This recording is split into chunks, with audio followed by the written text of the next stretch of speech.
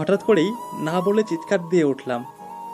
ঘুমটা ভেঙে গেল, শরীর পুরো ঘেমে গেছে। ছোটবেলায় যখন খেলতে যেতাম তখন আশেপাশের ছেলেগুলো আমাকে অনেক কথা বলতো। এখনো ওই কথাগুলো আমাকে রাত্রে ঘুমোতে দেয় না। ঘড়ির দিকে তাকিয়ে দেখি 9টা বেজে গেছে প্রায়। উঠে হাত মুখ ধুয়ে বেরিয়ে পড়লাম।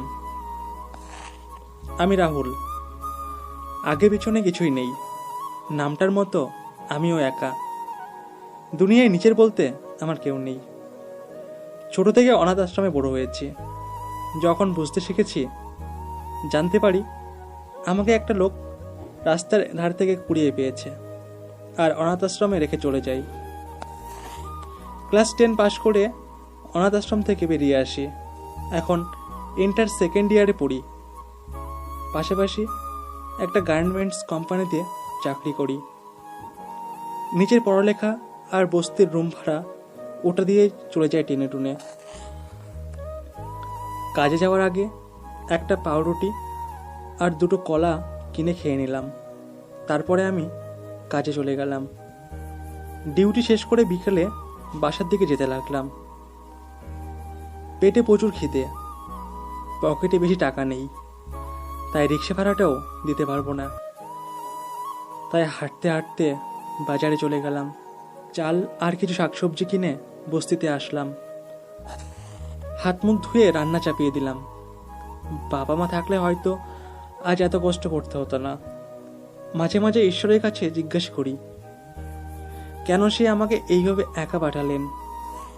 কেন আমার বাবা মা আমাকে একা ফেলে রেখে গেলেন? রান্না শেষ করে খাওয়া দাওয়া করে নদীর ধারে আসলাম।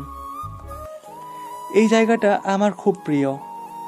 প্রতিদিন বিকালে এসে নদীর পাড়ে বসে থাকি। অনেক মা বাবা তাদের সন্তানদের নিয়ে এখানে আসে, তাদের সাথে খেলা করে। খুব ভালো লাগে মা বাবার তাদের সন্তানদের প্রতি এমন ভালোবাসা দেখে। সন্ধ্যার দিকে বাসায় আসলাম। পড়ালেখা অতটাও করি না, শাসন করার মতো কেউ নেই, তাই নিজের ইচ্ছাই হয় না। ফোনটা নিয়ে গল্প লিখতে লাগলাম।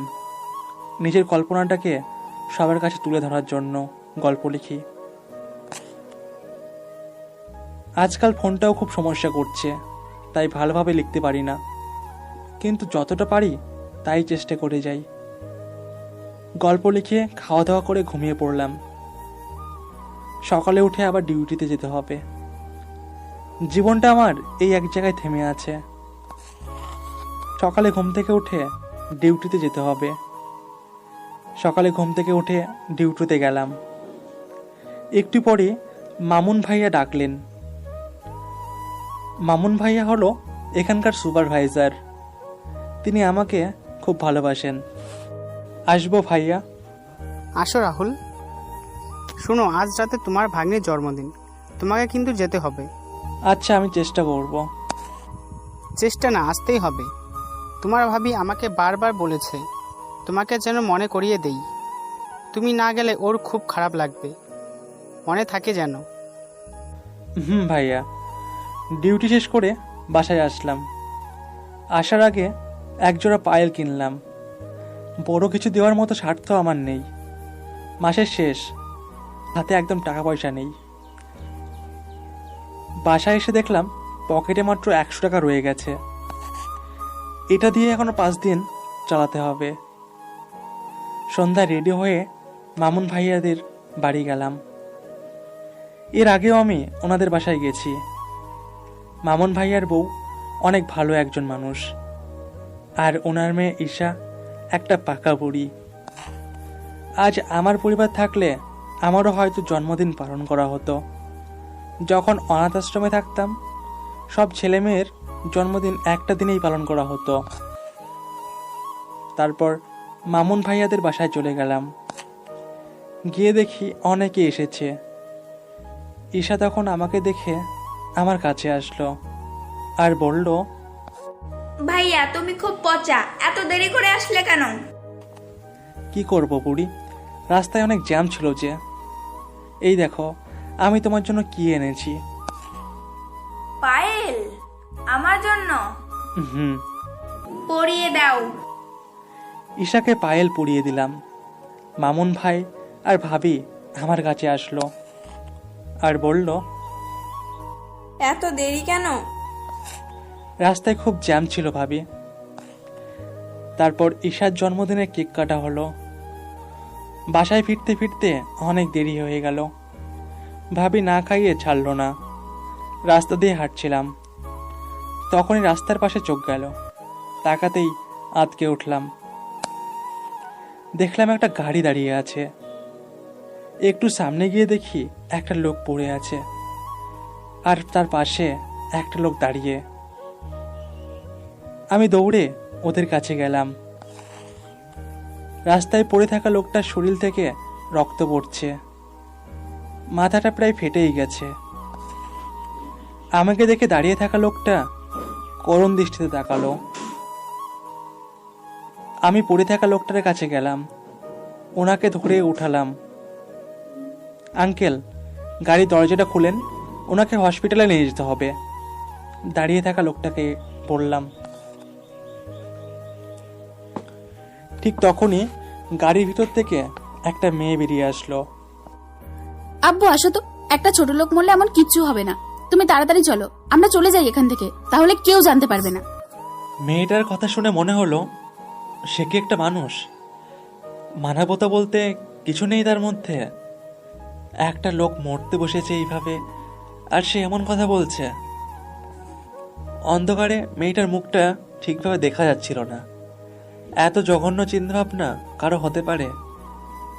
আর যদি আপনার আব্বুকে কেউ এইভাবে গাড়ি ধাক্কা দিয়ে ফেলে রেখে যেত, তাহলে কি আপনিও এই কথাটা বলতে পারতেন? ইনিও তো কারোর না কারোর বাবা। কি বললি তুই? ছোট লোকের বাচ্চা, তোর সাহস হয় কিভাবে এই কথা বলার? আহ মৌ, চুপ করবি তুই? তারপর উনি দরজা খুলে দিলেন।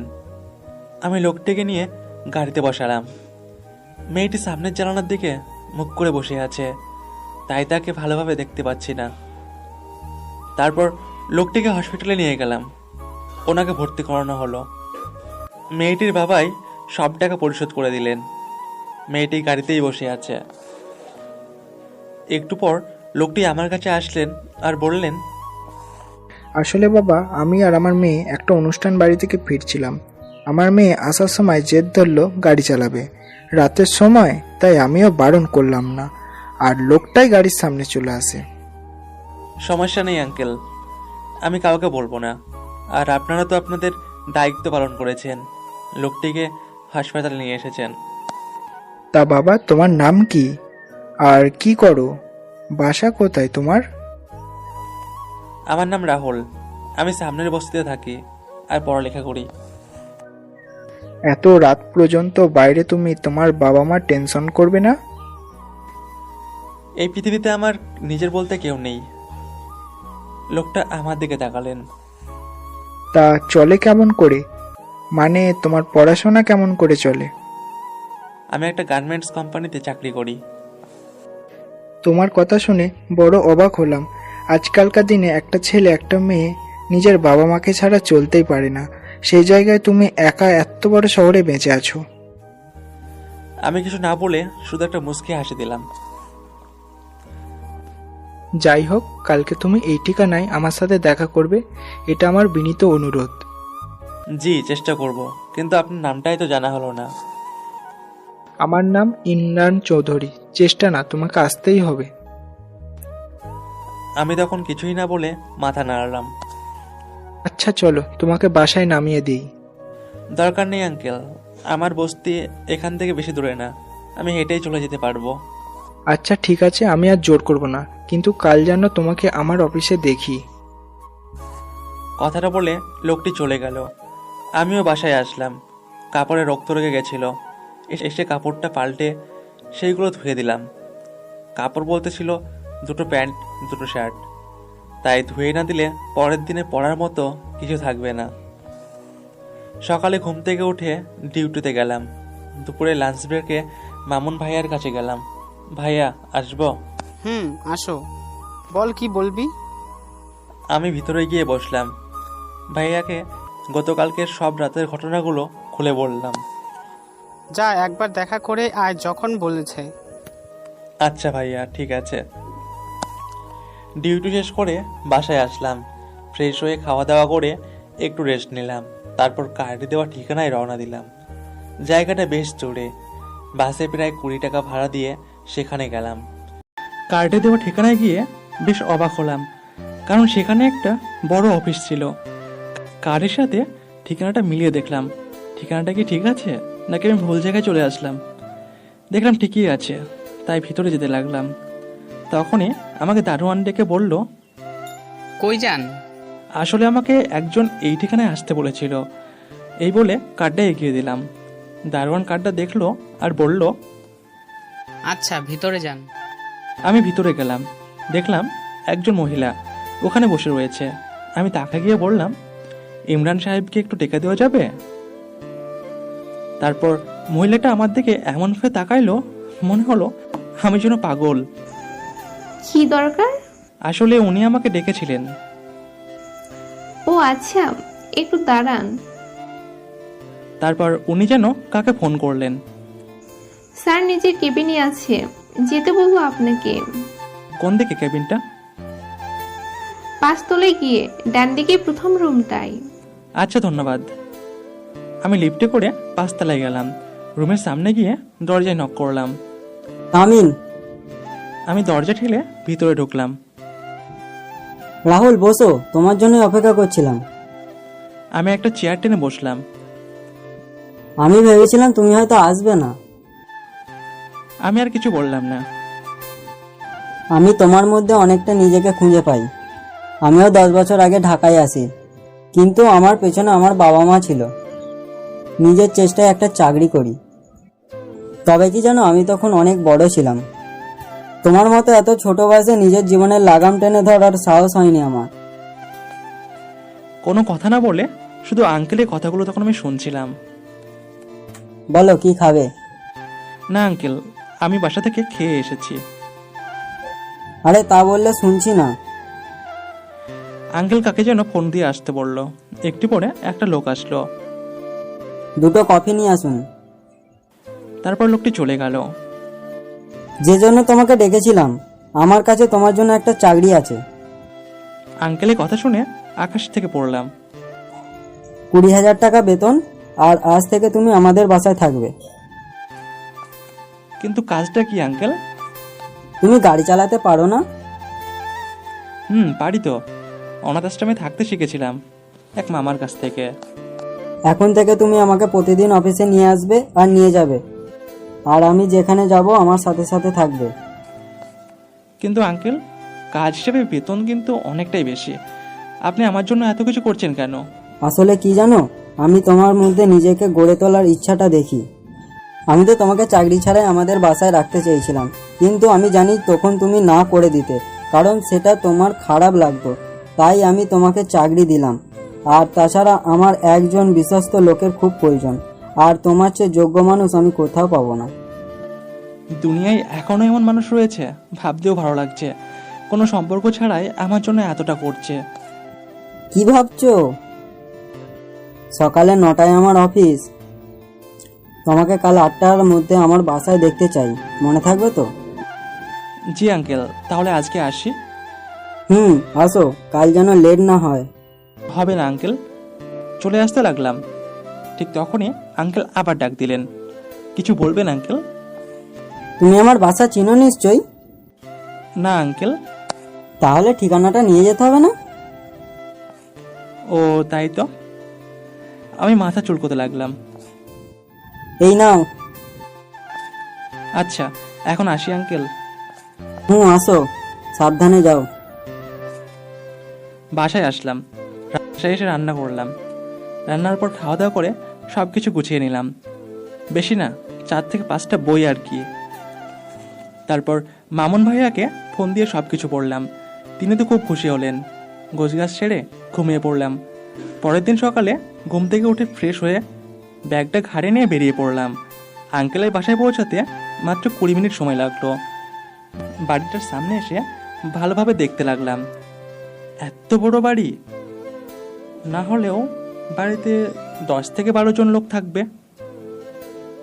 আমি তখন গুটি গুটি পায়ে ভিতরে গেলাম আর কলিং বেল চাপলাম। কিছুক্ষণ পর একটা মহিলা এসে দরজা খুলে দিল। ভিতরে আসুন।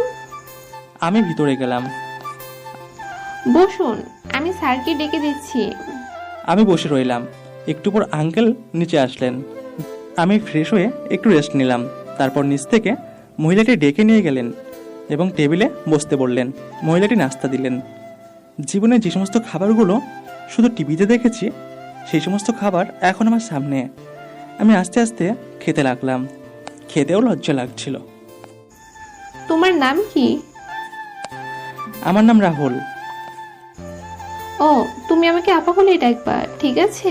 আর লজ্জা করে কিছু নেই, নিজের বাসা মনে করেই খাও। আমি কিছু না বলে তখন মাথা নাড়ালাম। খাওয়া দাওয়া করে রুমে গিয়ে রেস্ট নিলাম। একটু পর আঙ্কেল ডাক দিলেন। তাকে নিয়ে অফিস গেলাম। প্রথমে গাড়ি চালাতে ভয় লাগছিল, পরে সেটা কেটে যায়। সারাদিন আঙ্কেলের পাশে ছিলাম। বিভিন্ন কাজে ফাইলগুলো এগিয়ে দিচ্ছিলাম। দুপুরে একসাথে খাওয়া দাওয়া করলাম। রাত্রে আঙ্কেলকে নিয়ে বাসায় আসলাম। রুমে এসে ফ্রেশ হয়ে নিচে গেলাম। আঙ্কেল বসে আছে। আঙ্কেল আমাকে খেতে রাখলো। আসো। আঙ্কেল, আমি রুমে গিয়ে খেয়ে নেব। বসতে বলছি না? আমি আর কোনো কথা না বলে বসে পড়লাম। দুজনে খেতে খেতে অনেক গল্প করলাম। রাত্রে ঘুম আসছিল না, তাই ছাদে গেলাম। ছাদের রেলিংয়ের উপরে বসেছিলাম। ঠিক তখনই পেছন থেকে কে যেন চিল্লিয়ে উঠলো। কিছুটা ভয় পেয়ে গেলাম। পিছনে তাকিয়ে দেখি একটা মেয়ে দাঁড়িয়ে। মেয়ে তো নয়, যেন পড়ি। উপরওয়ালা তাকে নিজের হাতে করেছে হয়তো। তুই এখানে কেন? তোকে এখানে আসার অধিকার কে দিয়েছে? ছোট লোকের বাচ্চা, এক্ষুনি নেমে যা। আমি আর কিছু না বলে মাথা নাড়ালাম আর নিচে আসতে লাগলাম। ঠিক তখনই মেয়েটি আবার ডাক দিল। আর কোনোদিন যেন তোকে ছাদে না দেখি, কথাটা যেন মনে থাকে। জি, আর ভুল হবে না। আমি আর কিছু না বলে নিচে চলে আসলাম। মেয়েটির রূপ যেমন মিষ্টি, ব্যবহার ততটাই বিষাক্ত। আমি রুমে এসে ঘুমিয়ে পড়লাম। সকালে ঘুম থেকে উঠে ফ্রেশ হয়ে নিচে গেলাম। আঙ্কেল নিচে বসে আছে। আমি গিয়ে বসলাম। রাহুল, আমাদের এখানে ভালো লাগছে তো? জি আঙ্কেল। কোনো সমস্যা হলে বলো কিন্তু। আমি মাথা নাড়িয়ে হ্যাঁ বললাম। তারপর একটু পরে কাল রাতে সেই মেয়েটি নিচে নেমে আসলো। রাহুল, তোমার সাথে পরিচয় করে দিই, আমার মেয়ে রূপা। মেয়েটির নামটা তার সাথে ভালোই চাই, কিন্তু বাইরে থেকে যেমন সুন্দর, ভেতর থেকে তেমনটাই বিষাক্ত। কি ভাবছো রাহুল? কিছু না।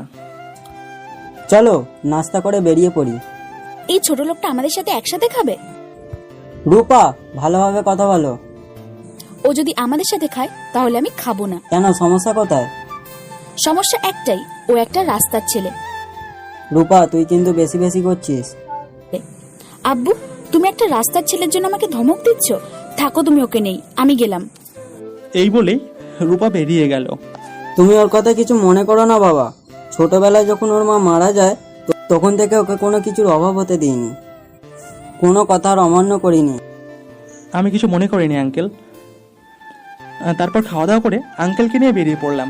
রাত্রে একেবারে আঙ্কেলকে নিয়ে বাসায় আসলাম। কাল ছুটি, তাই রাত্রে ঘুমানোর আগে একটু লেখালেখি করলাম। সকালে ঘুম থেকে উঠে ফ্রেশ হয়ে নিচে গেলাম। আঙ্কেলের সাথে নাস্তা করে উপরে আসলাম। একটু পরে আপা আমাকে ডাক দিল। আপা আমাকে ডাকলেন? বাগানের ফুল গাছগুলোই একটু জল দিয়ে দিবি? এক্ষুনি দিয়ে দিচ্ছি। আমি বাইরে এসে বাগানের ফুল গাছগুলোতে জল দিতে লাগলাম। আঙ্কেল পিছনে বসে পেপার পড়ছিলেন। একটু পরেই রূপা ম্যাম আসলো।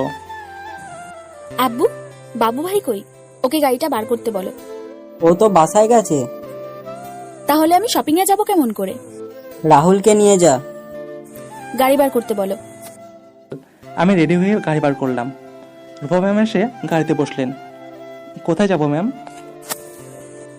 চালাতে থাক বলছি। আমি গাড়ি চালাতে লাগলাম আর রূপা ম্যাম কাকে যেন ফোন করলো। তারপর একটা কফি শপের নাম বললো। আমি কফি শপে রূপা ম্যামকে নামিয়ে দিয়ে গাড়িতে বসে রইলাম। 30 মিনিট পর রূপা ম্যাম আর দুটো মেয়ে কফি শপ থেকে বেরিয়ে আসলো। একজন এসে আমার পাশে বসলো আর একজন রূপা ম্যামের সাথে পিছনে গিয়ে বসলো। কই যাবো ম্যাম? শপিং মলে চল। আমি গাড়ি চালাতে লাগলাম। পাশে বসে থাকা মেয়েটি বলল, তোমার নাম কি? আমার নাম রাহুল। আপনার নাম কি? আমি নিশিতা, আর ও হলো তিশা। আর আমাকে ম্যাম বলার দরকার নেই, বুঝলা? কোন ক্লাসে পড়ো? ইন্টার সেকেন্ড ইয়ারে। আপনারা? অনার্স সেকেন্ড ইয়ারে। এই, গাড়ি চালানোর সময় এত কথা কিসের? চুপচাপ গাড়ি চালা। তুই ওকে বকছিস কেন? আমরাই তো ওর সাথে কথা বলছি। তোরা চুপ করবি? আর তুই কোনো কথা না বলে চুপচাপ গাড়ি চালা। আমি চুপচাপ গাড়ি চালাতে লাগলাম। ওরা নিজেদের মধ্যে কথা বলতে লাগলো। ছেলেটা অনেক কিউট, কি বলিস তিশা? আর ওর চেহারায় কেমন যেন একটা মায়া আছে। তোদের রুচিও বলতে হবে। একটা রাস্তার ছেলেকে শেষ পর্যন্ত পছন্দ করলি? তোর যখন ওকে ভালো লাগে না, তাহলে আমার সাথে পাঠিয়ে দে। না, আমি নিয়ে যাব। চুপ করবি তোরা? রূপা ম্যামের চিল্লানি শুনে ভয়ে গাড়ি ব্রেক মারলাম। কি হলো? গাড়ি থামালি কেন? গাড়ি চালা। আর তোরা যদি আরেকটাও কথা বলিস তাহলে গাড়ি থেকে নামিয়ে দেব। আমি ওদের শপিং মলের সামনে নামিয়ে দিয়ে গাড়িতে বসে রইলাম। ঈশিতা আপু আমাকে একবার যেতে বলল, কিন্তু রূপা ম্যামের ভয়ে আমি সেখানে যাইনি। প্রায় 2 ঘন্টা পর ওরা বেরিয়ে আসলো। আমি সবাইকে নিজেদের বাসায় নামিয়ে দিয়ে রূপা ম্যামকে নিয়ে বাসায় আসলাম। এইভাবেই শুরু হলো। রূপা ম্যাম যখনই সুযোগ পেতেন তখনই আমাকে অপমান করতেন, কিন্তু তার কথা তো ভুল না। আমি তো একটা বস্তির ছেলে, তাই বেশি কিছু মনে করি না। আজ বাবা মা থাকলে হয়তো এইভাবে কারোর অপমান সহ্য করতে হতো না, কিন্তু সবার ভাগ্য তো আর ভালো হয় না। রাত্রে এসব ভাবতে ভাবতে ঘুমিয়ে পড়লাম। সকালে প্রতিদিনের মতো আঙ্কেলকে নিয়ে অফিস গেলাম। আঙ্কেল একটা ফাইল আনতে বললেন, ওটা নিয়ে আঙ্কেলের রুমে আসলাম। রাহুল, তুমি গাড়িটা নিয়ে একটু রূপার ভার্সিটিতে যাও তো, ওর গাড়িটা খারাপ হয়ে গেছে। ঠিক আছে আঙ্কেল। আমি তখন গাড়ি নিয়ে রূপা ম্যাডামের ভার্সিটিতে গেলাম। চারিদিকে তাকে খুঁজতে লাগলাম। হঠাৎ করে কে যেন ঘাড়ে হাত দিল। পিছনে তাকিয়ে দেখি ঈশিতা আপু। কেমন আছো রাহুল? ভালো, আপনি? ভালো। তা আজ এখানে কি মনে করে? আরে ম্যামকে নিতে এসেছি। ম্যাম কোথায় বলতে পারবেন? ও তো ক্যান্টিনের দিকে গেল, দাঁড়াও আমি ফোন দিয়ে আসতে বলি। ঈশিতা আপু ম্যামকে ফোন দিয়ে আসতে বলল। রাহুল, তোমার নাম্বারটা দাও তো। কেন আপু? আরে দাও না। ঈশিতা আপুকে আমার নাম্বারটা দিয়ে দিলাম। ওখানে দাঁড়িয়ে দুজনে গল্প করতে লাগলাম।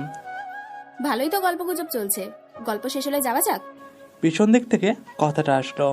পিছনে ঘুরে দেখি রূপা ম্যাম। ম্যাম আসলে থাক, তোর ফালতু কথা শোনার মতো সময় আমার নেই। চল এখন, যত সব। ম্যামকে নিয়ে বাসায় আসলাম। একটু পর আবার অফিস গেলাম। রাতে আঙ্কেলকে নিয়ে বাসায় আসলাম। খাওয়া দাওয়া করে শুয়ে আছি। ঠিক তখনই ফোনটা বেজে উঠল। হাতে নিয়ে দেখি অচেনা নাম্বার। আমাকে আবার কে ফোন করলো অচেনা নাম্বার থেকে? তাই দেরি না করে ফোনটা রিসিভ করলাম। হ্যালো, কি করেন? কে আপনি? আমি মানুষ। আমার নাম্বার কোথায় পেলেন? কাকে নাম্বার দিয়েছিলেন মনে করে দেখেন। ও, সকালে তো আমি ঈশিতা আপুকে নাম্বার দিয়েছিলাম। আপনি কি ঈশিতা আপু? এইভাবে অনেকক্ষণ কথা হইল। সকালে ঘুম থেকে উঠে ফ্রেশ হয়ে নাস্তা করে আঙ্কেলকে নিয়ে বেরিয়ে পড়লাম। রাত্রে আঙ্কেলকে নিয়ে বাসায় আসলাম। আঙ্কেলের সাথে খেতে বসলাম। রূপা ম্যাম এখনো বাসায় ফেরেনি। রাহুল, তোমার পরীক্ষা কবে থেকে? আর 2 মাস আছে। তাহলে তো তোমার কলেজ যাওয়া দরকার। আমি কিছু না বলে মাথা নিচু করে রইলাম। শোনো, তোমার কলেজ তো রূপার ভার্সিটি থেকে বেশি দূর না, তাই তুমি কাল থেকে রূপাকে ভার্সিটিতে নামিয়ে দিয়ে তারপর কলেজ যেও। আর কলেজ শেষ করে বাসায় এসে খেয়ে নিয়ে একটু রেস্ট নিয়ে তারপর অফিস এসো। ঠিক আছে আঙ্কেল। আমি খাওয়া দাওয়া করে রুমে আসলাম। একটু পর ঈশিতা আপু ফোন দিল। কি করো? শুয়ে আছি, আপনি? এই তো বাসায় এসে ফ্রেশ হলাম। আচ্ছা, আপনারা এত রাত পর্যন্ত বাইরে কি করেন? ঘুরে বেড়াই। তাই বলে এত রাত? তাতে কি হয়েছে? না, তেমন কিছু না। ঘুমাও, কাল কথা হবে। ফোনটা রেখে ঘুমিয়ে পড়লাম। সকালে ঘুম থেকে উঠে নিচে আসলাম, আঙ্কেল বসে আছেন। Good morning Rahul. শুভ সকাল আঙ্কেল। শোনো, আমি রূপাকে বলে দিয়েছি কাল রাতে আজ থেকে তুমি ওকে ভার্সিটিতে নিয়ে যাবে। আর তোমার কোনো সমস্যা হবে না তো? না আঙ্কেল, কোনো সমস্যা হবে না। নাস্তা করে রেডি হয়ে নাও। নাস্তা রেডি করে ব্যাগ গোছাচ্ছিলাম। কলেজ যাওয়ার ইচ্ছা নাই, তারপরে একটু পড়ালেখা না করলে তো ফেল হয়ে যাব, তাই গাড়ি বার করলাম। তারপর রূপা ম্যাম আসলো। রূপা ম্যাম এসে গাড়িতে বসলো, আমি গাড়ি চালাতে রাখলাম। কিছুক্ষণ পর ভার্সিটিতে আসলাম। রূপা ম্যামকে নামিয়ে দিয়ে গাড়িটা পার্ক করলাম। তারপর চাবিটা রূপা ম্যামকে দিতে গেলাম। রূপা ম্যাম, ঈশিতা আপু আর তিশা আপু অনেক ছেলে মেয়ের সাথেই বসে আছে। ম্যাম, চাবিটা। চাবি নিয়ে যা, আর তাড়াতাড়ি আসবি। ঠিক আছে ম্যাম, আমি আসতে লাগলাম। হঠাৎ করে পেছন থেকে কেউ ডাক দিল। পেছনে তাকিয়ে দেখি ঈশিতা আপু। আপু আমার কাছে আসলো আর বলল, তুমি কি এখন থেকে রূপের সাথে আসবা? হ্যাঁ আপু। ভালোই হলো। কেন বলুন তো? না, এমনি। কই যাও? কলেজে যাব আপু। ও আচ্ছা, যাও, পরে দেখা হবে। ভার্সিটি থেকে বেরিয়ে হাঁটতে লাগলাম। ভার্সিটি থেকে কলেজটা বেশি দূরে না, 5 মিনিট মতো লাগে হেঁটে যেতে। কলেজে এসে প্রিন্সিপাল স্যারের সাথে কথা বললাম। স্যারেরা আগে থেকেই জানে আমার ব্যাপারে, তাই কলেজে না আসলে হয়। তাই ক্লাসে গিয়ে বসলাম। ওদের সাথে অনেকক্ষণ কথা হলো। ক্লাস শেষ করে কলেজ থেকে বেরিয়ে ভার্সিটিতে আসলাম। গাড়ির মধ্যে বসে আছি, তখন ঈশিতা আপু আসলো। ক্লাস হলো? হ্যাঁ আপু। ম্যাম কই? আসছে। ঈশিতা আপুর সাথে গল্প করতে লাগলাম। একটু পর ম্যামকে আসতে দেখলাম। আমি গাড়ি স্টার্ট দিলাম। ম্যাম ঈশিতা আপুর সাথে কথা বললো, তারপর গাড়িতে এসে বসলো। আমি গাড়ি চালাতে লাগলাম।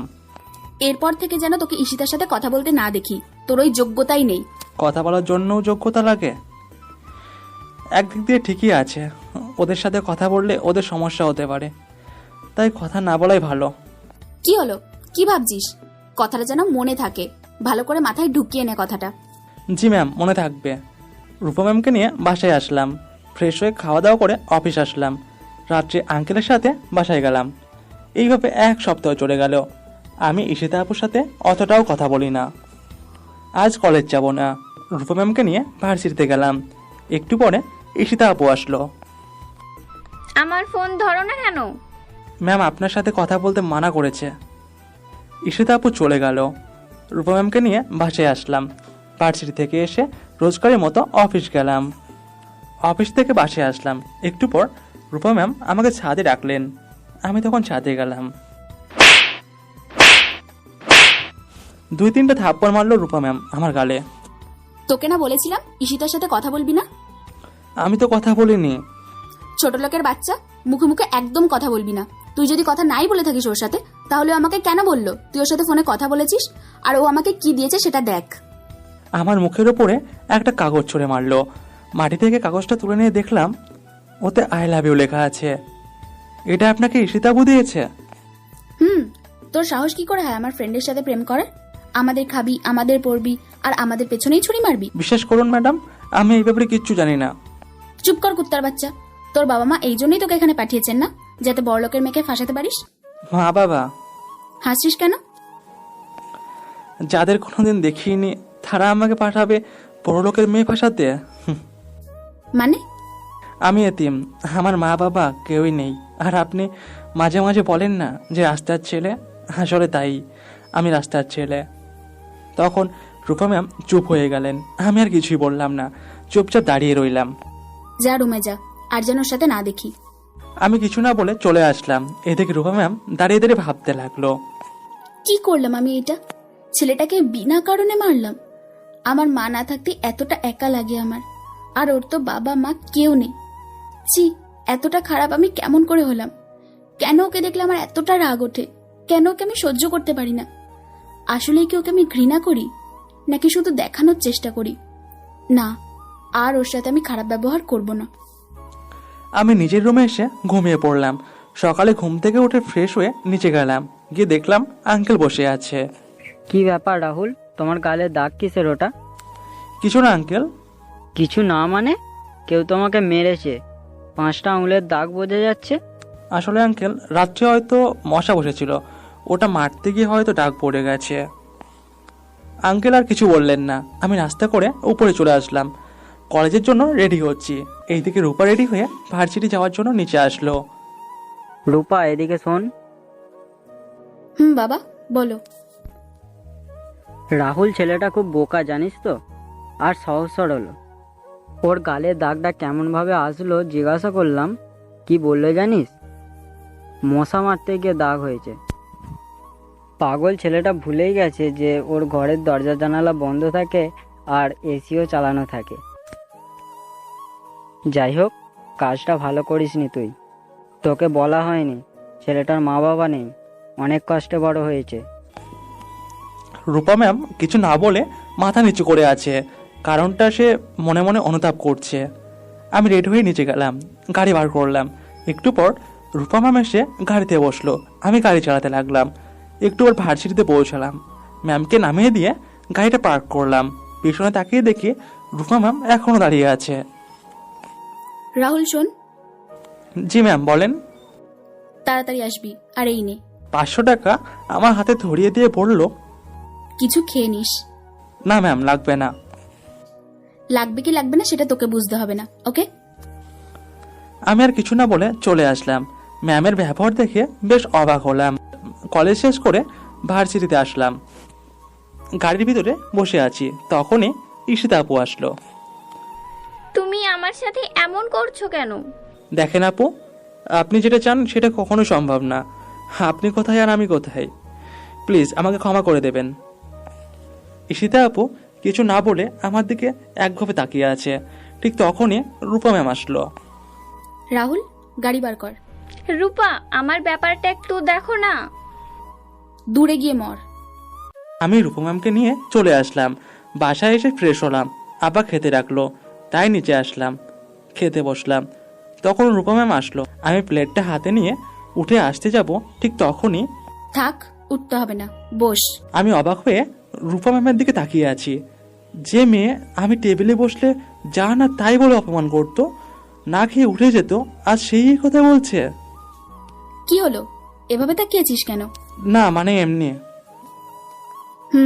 এখন চুপচাপ খেয়ে নে। আমি খেয়ে উঠে আসলাম, একটু রেস্ট নিয়ে অফিস গেলাম। আঙ্কেলের সাথে বাসায় আসলাম। রাতে খাওয়া দাওয়া করে রুমে এসে কানে ইয়ারফোন দিয়ে গান শুনছিলাম। তখনই যেন বাইরে থেকে কেউ একজন ডাক দিল আমাকে। দরজা খুলে তো অবাক হয়ে গেলাম, কারণ রূপা ম্যাম দরজার কাছে দাঁড়িয়েছিল। আমি হা করে তাকিয়ে আছি। কিরে, এতক্ষণ লাগে নাকি দরজা খুলতে? রূপা ম্যামের কথা হুঁশ ফিরল। কি হলো, কথা বলছিস না যে? না আসলে ম্যাম, আপনি এই সময় কোনো দরকার আছে কি? গাড়িটা একটু বার কর তো। আচ্ছা, আমি বাইরে গাড়িটা বার করলাম। রূপা ম্যাম গাড়িতে বসলো। কই যাবেন ম্যাম? চল বলছি। আমি গাড়ি চালাতে লাগলাম। একটু পর রূপা ম্যাম গাড়ি থামাতে বললো, আমি গাড়ি থামালাম। সামনের দোকান থেকে 3টা আইসক্রিম নিয়ে আয়, এই নে টাকা। আমি গাড়ি থেকে বের হলাম। গাড়ি থেকে বের হওয়ার সাথে সাথে মনে হলো ঠান্ডায় জমে যাব। কাঁপতে কাঁপতে দোকানে গিয়ে 3টা আইসক্রিম নিয়ে আসলাম। রূপা ম্যামকে আইসক্রিম 3টা এনে দিলাম। ম্যাম আপনি একটু বসুন, আমি একটু আসছি। ঠিক আছে, তাড়াতাড়ি আয়।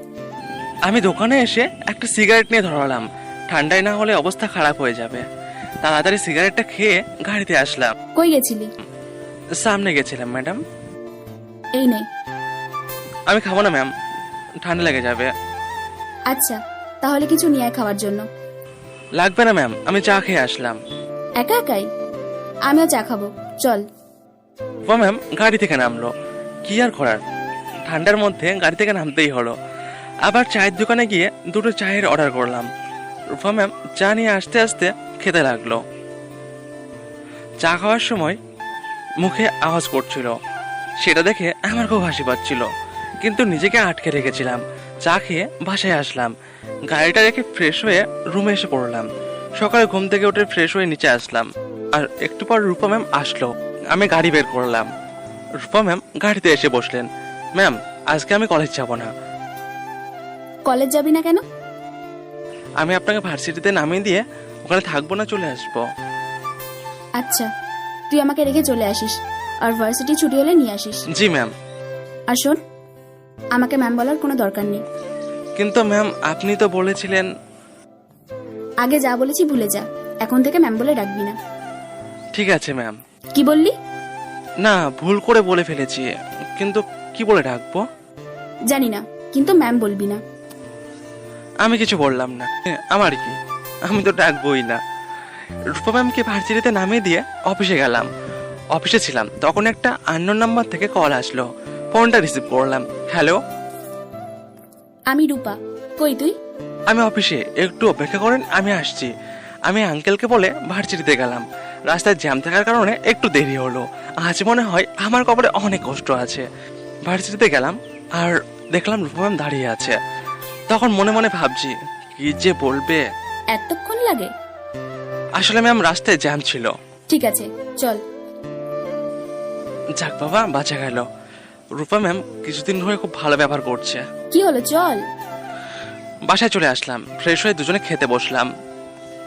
শোন রাহুল, ঈশিতার সাথে কথা বলিস নাকি? না, কেন? এমনি, ওর সাথে যেন কথা বলতে না দেখি। আমি মাথা নাড়িয়ে হ্যাঁ বললাম। তারপর খেয়ে অফিস গেলাম। রাত্রে বাসায় এসে সবাই একসাথে খাওয়া দাওয়া করলাম। আজ রূপা ম্যাম আমাদের সাথেই খেতে বসেছে। রূপা ম্যাম খাচ্ছে আর ফোন টিপছে। হঠাৎ করে আমার ফোনটা বেজে উঠলো। তাকিয়ে দেখি ঈশিতা আপু ফোন করেছে। রূপা ম্যামের সামনে ফোন ধরে কথা বললে কি যে করবে, তাই কেটে দিলাম ভয়ে। আবার ফোন দিল। ফোনটা সাইলেন্ট করে রুমে আসতে যাব, ঠিক তখনই রূপা ম্যাম ডাকলেন।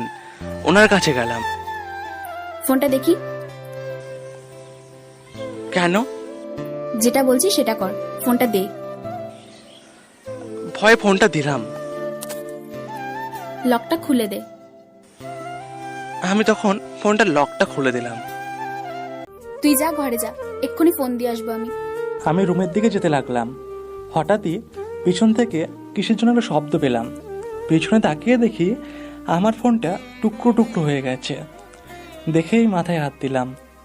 কোনোমতে ফোনটা বেঁচে ছিল, এখন তো একেবারে নেই। ম্যাম, আপনি আমার ফোনটা ভেঙে ফেললেন। তোকে না বলেছিলাম ঈশিতার সাথে কথা বলবি না? আমি তো কথা বলিনি। তাহলে ওর নাম্বার কেমন করে আসলো? আমি তখন ঠিকই ভেবেছিলাম, সেই জন্যই তুই আমার সামনে ফোন ধরলি না।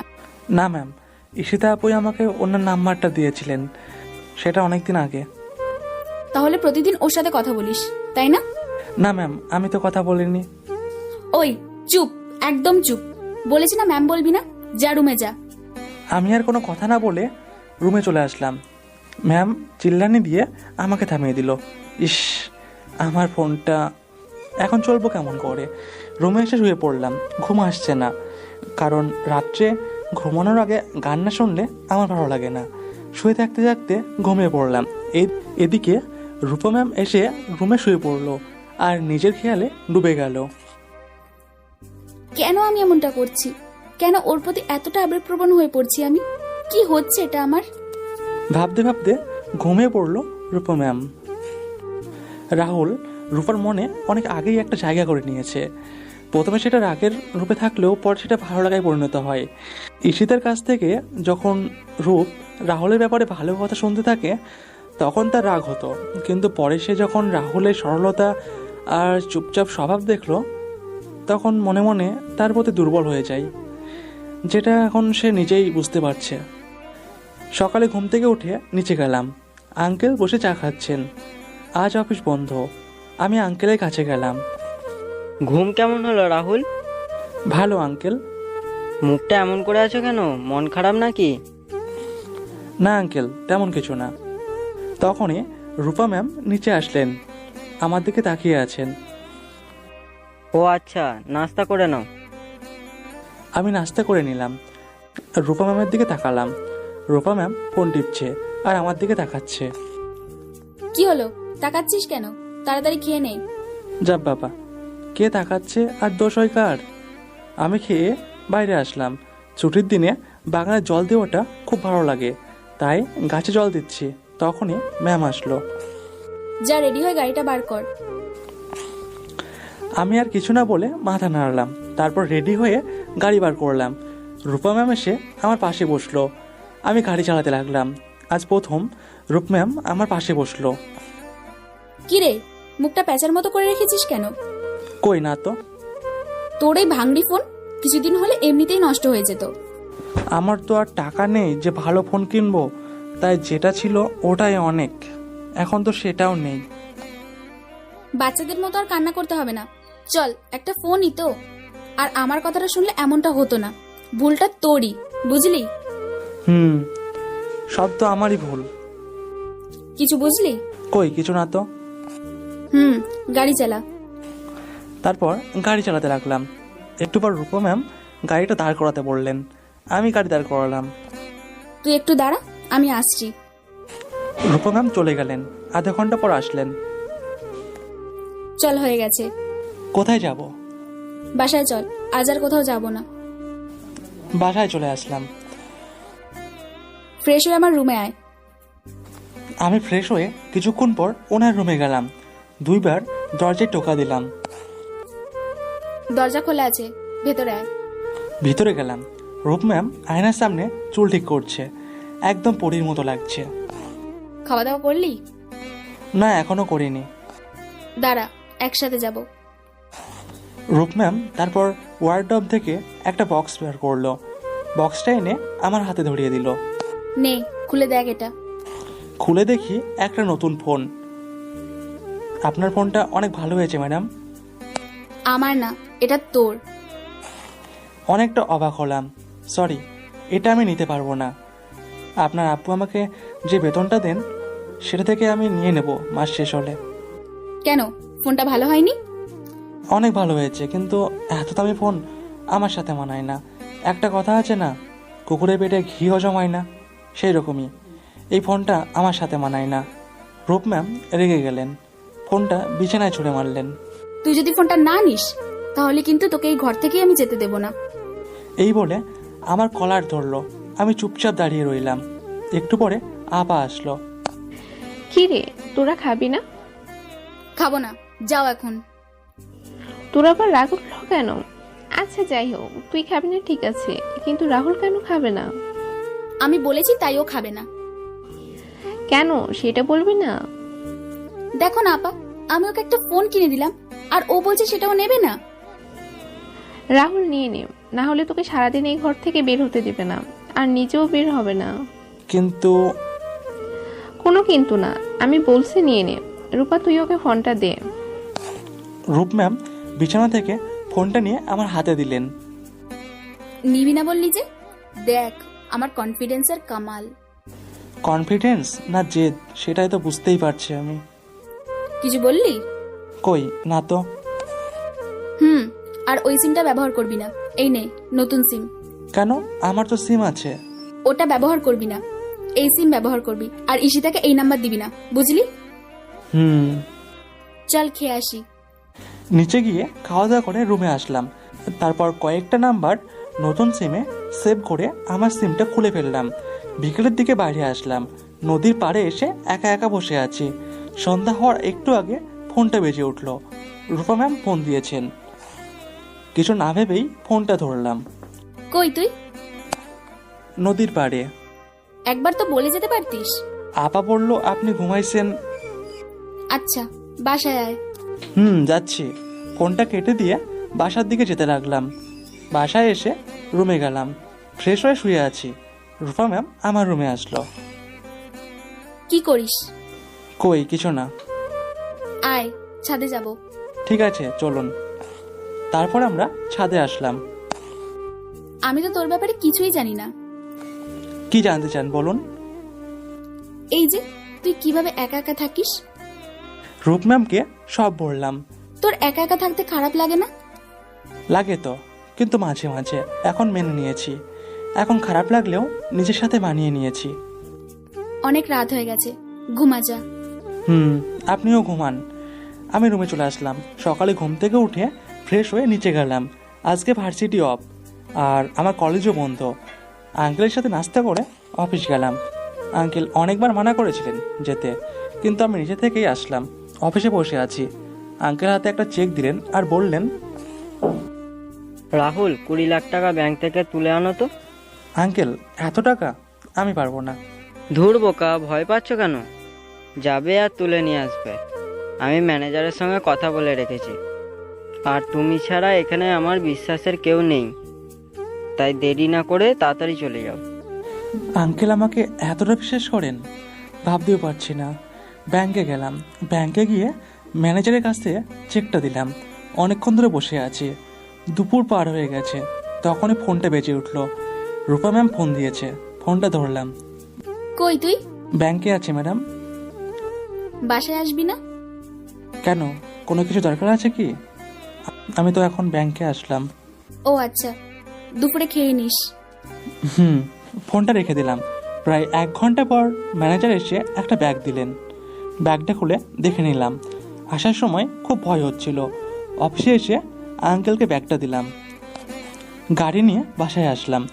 আপাকে রূপম্যামের কথা জিজ্ঞাসা করলাম। ছাদে আছে বলল। ছাদে গিয়ে দেখি রূপম্যাম দাঁড়িয়ে আছে। আমাকে ডেকেছেন? আমাকে না বলে সকালে চলে গেলি কেন? আপনি তো তখন ঘুম থেকে ওঠেননি। খেয়েছিস? না, খাওয়া হয়নি, সময়ও পাইনি। যা খেয়ে নে, রেস্ট নে। আমি ফ্রেশ হয়ে খাওয়া দাওয়া করে একটা ঘুম দিলাম। সন্ধ্যায় অফিস গিয়ে আঙ্কেলকে নিয়ে আসলাম। রাত্রে ছাদে দাঁড়িয়ে আছি। ভালোবাসা বুঝিস? পিছন দিক থেকে কথাটা ভেসে আসলো। পিছনে তাকিয়ে দেখি রূপা ম্যাম। আপনি কখন আসলেন? একটু আগে। উত্তরটা দিলি না যে? যেটা জানি না সেটার উত্তর কেমন করে দেব? কখনো কাউকে ভালোবেসেছিস? না, আমাকে আবার কে ভালোবাসবে? কেন? কারণ আমি এতিম, আমার বাবা মায়ের ঠিক নেই। এরকম ছেলেকে কে ভালোবাসবে? দেখার জন্য চোখ লাগে, বুঝলি? চেয়ে দেখ, ভালোবাসার মানুষ সামনেই পাবি। মানে? কিছু না।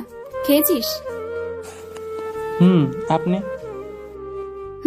এক্ষুনি খেয়ে আসলাম। আচ্ছা, আপনি কি কাউকে ভালোবাসেন? বলতে পারেন? তাহলে আমি আঙ্কেলের সাথে কথা বলবো। তাই নাকি? বড় হয়ে গেছিস দেখছি। আমি বোকার মতো তাকিয়ে আছি। কি যে বলেন না। কি হলো, বললেন না যে? আগে প্রেম করিনি। আগে প্রেম মানে সময় নষ্ট করা ছিল, একটা মানুষকে নিয়ে সারাদিন পড়ে থাকা। কিন্তু এখন একজনকে আমি অনেক ভালোবাসি। তার কথা সারাদিন ভাবতে ভালো লাগে আমার। কিন্তু একটা সমস্যা আছে, জানিস? কি সমস্যা? আমি জানি না সে আমাকে ভালোবাসে কিনা। আপনাকে তো মানাই করতে পারবে না। কেন? আপনার মতো সুন্দরী মেয়ে কয়জনের ভাগ্যে জোটে? তাই নাকি? আমি যদি তোকে এখন প্রপোজ করি তাহলে তুই রাজি হয়ে যাবি? হ্যাঁ, হয়ে যাব, কিন্তু সেটা তো কখনো হবে না, আমি জানি। ভুল স্বপ্নে বাস করছিস। কি যেন পেঁচাই পেঁচাই কথা বলেন, কিছুই তো বুঝি না। পরে বুঝবি, এখন যা ঘুমা। আচ্ছা, আপনিও যান। রূপ ম্যামের সাথে এখন সম্পর্কটা অনেক ভালো হয়ে গেছে, অনেকটা ফ্রি দুজনে। রূপ ম্যাম শুধু বাইরের দিক থেকে কঠিন দেখানোর চেষ্টা করেন, রাগের মাঝখানে নিজের ভিতরে যে নরম মানুষটা আছে সেটাকে আটকে রাখতে চান। সকালে ঘুম থেকে উঠে ফ্রেশ হয়ে নিচে আসলাম। আঙ্কেলের সাথে অফিসের ব্যাপারে কথা বলছি। আজ একটু তাড়াতাড়ি অফিসে এসো। কেন আঙ্কেল? দরকার আছে। আচ্ছা, আমি রূপ ম্যামকে নামিয়ে দিয়ে অফিস চলে আসব। কলেজ যাবে না? আজ আমাদের ক্লাস নেই। আচ্ছা, তাহলে তো ভালোই হলো। রূপ ম্যামকে নিয়ে ভার্সিটিতে আসলাম। আসার সময় দুজনে কথা বলতে বলতে আসলাম। আজ অফিসে অনেক কাজ আছে। আঙ্কেল বলল অন্য ড্রাইভার এসে আপনাকে নিয়ে যাবে। তাহলে তোকে আর যেতে হবে না, এখানেই থাক। কিন্তু কাজ আছে তো। তুই যতক্ষণ না আসবি আমি বাসায় যাব না। এখন তোর যেটা ইচ্ছা, আমি অত শত কিছু বুঝি না। আচ্ছা, আমি আসবো তাহলে। রূপ ম্যামকে নামিয়ে দিয়ে অফিসে আসলাম। আঙ্কেলের রুমে যেতে আঙ্কেল একটা খাম বার করে দিলেন। এই নাও। কি এটা আঙ্কেল? খুলে দেখো। খামটা খুলে দেখি ভিতরে টাকা। কিসের টাকা এগুলো? এটা তোমার প্রথম বেতন। এতগুলো টাকা দিয়ে আমি কি করব? কেন, খরচ করবে, ঘুরে বেড়াবে, আর এই টাকা দিয়ে যেন কিছু কিনবে না। যা দরকার তোমার আমার থেকে চেয়ে নিও। খুশিতে আঙ্কেলকে জড়িয়ে ধরলাম। আপনি আমার জন্য এত কিছু করছেন, রক্তের সম্পর্ক থাকলেও কেউ এত কিছু করে না। রক্তের সম্পর্ক নেই তো কি হয়েছে, মনের সম্পর্ক তো আছে, আর সেটাই অনেক। বুঝলে? এখন কান্না থামাও। হুম। এখন যাও, তোমার সারাদিন ছুটি, আর রূপাকে অন্যজন আনতে যাবে। না, রূপ ম্যাম আমাকেই যেতে বলেছেন, না হলে উনি নাকি আসবেন না। আচ্ছা যাও, তুমি আমার মেয়েটাকে একেবারে পাল্টে দিলে। আমি আবার কি করলাম? গাড়ি নিয়ে ভার্সিটিতে আসলাম। একজন ছেলেকে জিজ্ঞাসা করলাম অনার্স সেকেন্ড ইয়ারের রুমটা কোনটা। ছেলেটা বলল 3 তলায়। 3 তলায় উঠে রুম খুঁজতে লাগলাম। প্রথম রুমটাই হয়তো হবে। রুমের সামনে দাঁড়িয়ে আছি। ক্লাস শেষে রূপ ম্যাম বেরিয়ে আসলো। আমাকে দেখে অবাক হলো। কি রে, এত তাড়াতাড়ি আসলি যে? সাইডে আসেন। একটু আড়ালে নিয়ে গিয়ে তারপর খামটা আমি রূপ ম্যামের হাতে দিলাম। কি এটা? খুলে দেখুন। ম্যাম খামটা খুললো। কিসের টাকা এগুলো? এটা আমার প্রথম বেতন। তাই তো কই, খুশিতে তো ধরছিই না দেখছি। তাহলে তো তোর আমাকে ট্রিট দেওয়া দরকার। আচ্ছা চলেন। দাঁড়া, সবাইকে বলে আসি। রূপ ম্যাম সবার থেকে বিদায় নিয়ে গাড়িতে এসে বসলো। আমি গাড়ি স্টার্ট দিলাম। ম্যাম কোথায় যাবেন? কফি শপে চল। কফি শপে গেলাম। আমি কফি খাই না। রূপ ম্যাম কফির অর্ডার দিলেন, আর আমি জোসের। হঠাৎ করেই কে যেন সাইডে এসে বসে পড়লো। একাই একাই খাচ্ছিস? পাশে তাকিয়ে দেখি মিশু। তুই এখানে? হ্যাঁ, একটা ফ্রেন্ডের সাথে আসছি। ও, কলেজ যাস না? যাই, কিন্তু আপনার তো খোঁজ পাওয়াই মুশকিল। সেদিন তোর নাম্বারে ফোন দিলাম, বন্ধ দেখালো। ফোনটা নষ্ট হয়ে গেছিল রে। তাই এখানে কি করিস? আজকে প্রথম বেতন পেয়েছি তো, তাই ম্যামকে ট্রিট দিচ্ছি আর কি। ম্যাম, এটা আমার ফ্রেন্ড মিশু। হ্যালো আপু। হাই। বল কি খাবি? কিছু খাবো না রে, আমরা কেবলই খেয়ে উঠলাম, ট্রিটটা জমা থাকলো। ঠিক আছে। আচ্ছা থাক, কাল কলেজে দেখা হবে। মিশু চলে গেল। রূপ ম্যামের দিকে তাকালাম। চোখ দুটো বড় বড় করে আমার দিকে তাকিয়ে আছে। গাল দুটো টমেটোর মতো লাল হয়ে গেছে। চোখ দুটো লাল হয়ে গেছে। ম্যাম, আপনি ঠিক আছেন তো? আপনার কি শরীর খারাপ করছে? কেন? না, চোখ মুখ লাল হয়ে গেছে তো তাই বললাম। না, আমার কিছু হয়নি। আচ্ছা চলেন, বাসায় যাই। চল। বাইরে এসে গাড়ি স্টার্ট দিলাম। গাড়ি চালাতে লাগলাম। মেয়েটা কে রে? ওটা আমার কলেজের ফ্রেন্ড। আর কয়টা মেয়ে ফ্রেন্ড আছে তোর? আর একটা। কিন্তু কেন? না, এমনি। বাসায় আসলাম। আঙ্কেলও আজকে বাসায় চলে এসেছেন। আঙ্কেল, আজ এত তাড়াতাড়ি? আজ সবার মাইনে দেয়া হলো, সবাইকে তাই হাফ ডে ছুটি দেওয়া হয়েছে। সবাই একসাথে খেতে বসলাম। রাহুল, শীত তো পড়ে গেল, শীতের পোশাক আছে কিছু? কিছু আছে, আর কিছু কিনতে হবে। আচ্ছা, বিকেলে কিনে নিও, যাওয়ার সময় টাকা নিয়ে যেও। আঙ্কেল, আপনি আমার জন্য অনেক কিছু করেছেন, আর এতগুলো টাকা আমি কোথায় রাখবো? তাই আমি নিজেই কিনে নেব। আচ্ছা, যেটা ঠিক মনে করো। খাওয়া দাওয়া করে উপরে আসতে যাব, ঠিক তখনই রূপ ম্যাম ডাক দিলেন। আমিও বিকেলে মার্কেটে যাব। আচ্ছা। তারপর রুমে আসলাম। রুমে এসে ঘুমিয়ে পড়লাম। এই রাহুল, ওঠ। চোখ খুলে দেখি রূপ ম্যাম। কি রে, কতক্ষণ ঘুমাবি? মার্কেটে যাবি না? বিকেল হয়ে গেছে। না, তো তোর জন্য বসে থাকবে। তাড়াতাড়ি নিচে আয়। রূপ ম্যাম চলে গেল। আমি ফ্রেশ হয়ে নিচে নামলাম। রূপ ম্যাম বসে ফোন টিপছে। চলুন, আমার হয়ে গেছে। রূপ ম্যাম উঠে দাঁড়ালো। তখন ঘুমের মধ্যে লক্ষ্য করিনি রূপ ম্যামকে একদম নীল পরি লাগছে। নীল ড্রেস, খোলা চুল, যে কেউ কাশ খেয়ে যাবে। আমি রূপ ম্যামকে কোনোদিনও ঠোঁটে লিপস্টিক দিতে দেখিনি।